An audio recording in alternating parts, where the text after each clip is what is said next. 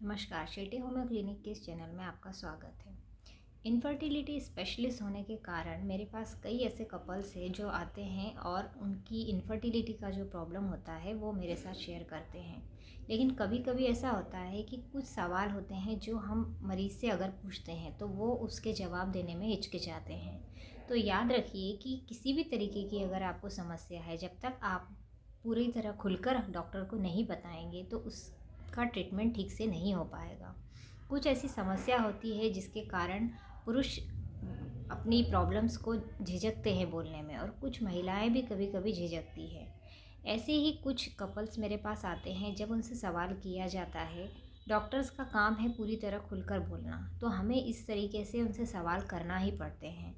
सबसे पहली चीज़ होती है कि उनकी सेक्सुअल लाइफ जो है उसके बारे में बात की जाती है कि आपको किस तरीके से अगर सेटिस्फेक्शन नहीं होता है तो हस्बैंड वाइफ के साथ प्रॉब्लम हो सकती है, या फिर अगर सेक्स का प्रॉब्लम है तो आप जो बात है वो खुलकर अपने डॉक्टर को बताइए। कभी कभी ऐसा होता है कि एक छोटी सी भी प्रॉब्लम होती है जो कि सिर्फ ना समझने की वजह से ही आपको बड़ी सी गलतियाँ जो होती है वो होने लग जाती है।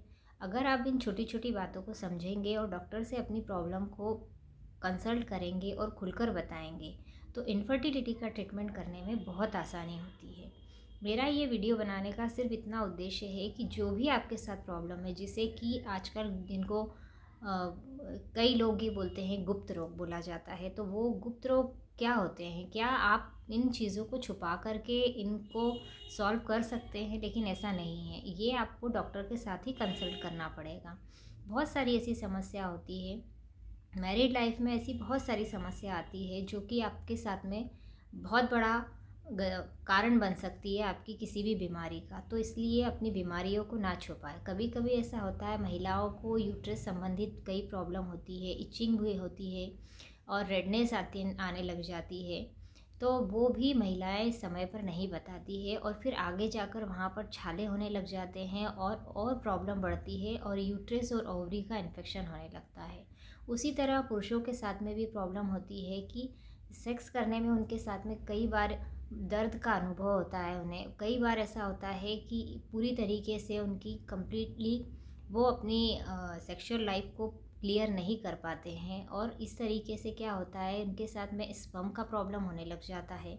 स्पर्म की क्वालिटी ख़राब हो जाती है, स्पर्म का जो काउंट होता है वो भी ख़राब हो जाता है। कई बार ऐसा होता है कि जब लड़के अनमेरिड होते हैं तो बहुत सारी ऐसी गलत आदतों में पड़ जाते हैं जिसकी वजह से उनके साथ आने वाले समय में इस तरीके से प्रॉब्लम होने लग जाती है। अब ये बात अगर आप खुलकर डॉक्टर से करते हैं तो डॉक्टर को आपका इलाज करने में बहुत आसानी होती है।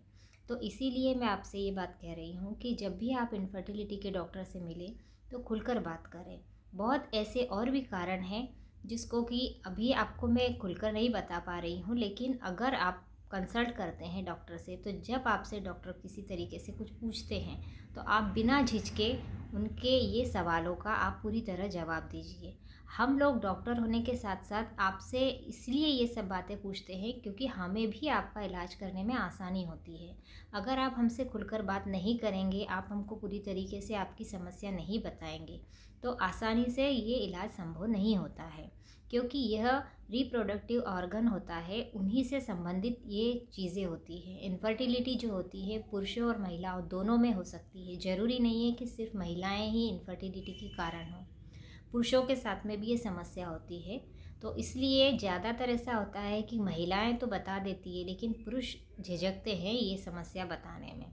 तो आप ये बात ध्यान रखें कि आप अगर अपने लिए कुछ अच्छी चीज़ चाहते हैं, आप अपने जीवन में एक बच्चे को कंसीव करना चाहते हैं, तो पहले अपनी समस्याओं को खुलकर बताएं। अगर ये जानकारी आपको अच्छी लगी हो तो इसको शेयर करें, क्योंकि ये बहुत सारी समस्या ऐसी होती है जिनको लोग बताते नहीं हैं। तो ये बातें आप शेयर करें, और अगर चैनल में आप नए हैं तो उसको सब्सक्राइब कीजिए। Thank you.